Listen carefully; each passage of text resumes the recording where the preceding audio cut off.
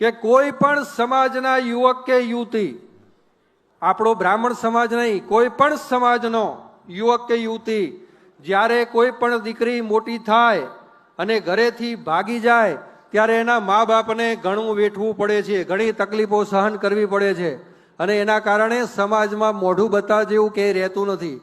કાયદો એવું કહે છે કે 2 સાક્ષી લાવો એટલે લગ્ન થઈ જાય, પણ લગ્ન માટે સનાતન ધર્મ પ્રમાણે, વૈદિક સંસ્કૃતિ પ્રમાણે જ્યારે કોર્ટ સર્ટી લેવા જાઓ ત્યારે હિન્દુ શાસ્ત્રોક્ત વિધિ પ્રમાણે તમે એ મેરેજ કર્યા છે કે કેમ એના સર્ટી રજૂ કરવા પડે છે, બ્રાહ્મણની સહી જોવે છે. અને આજે એક મહત્વનો દરેક સમાજ માટે આપણે ઠરાવ કરીએ કે કોઈ પણ ભાગેલી દીકરી હોય અને ભાગેલું જોડવું હોય એના કોઈ પણ બ્રાહ્મણોએ ક્યારે લગ્ન કરાવવા નહીં. આ બહુ મહત્વનો ઠરાવ છે. એ માત્ર બ્રાહ્મણ માટે નહીં પણ દરેક સમાજ માટે આ મહત્વનો ઠરાવ છે કે કોઈએ લગ્ન કરાવવા નહીં. અને જે કોઈ પણ બ્રાહ્મણ એ લગ્ન કરાવશે એને બ્રહ્મ સમાજ તરફથી શિક્ષાત્મક દંડ કરવામાં આવશે, એની ખાસ નોંધ લે.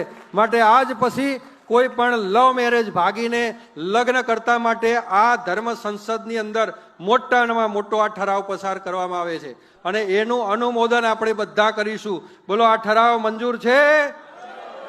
હા, તો આ પ્રમાણે બધા બ્રાહ્મણોને આપણે એલર્ટ કરી દેજો. આજ પછી કોઈ પણ દીકરી હોય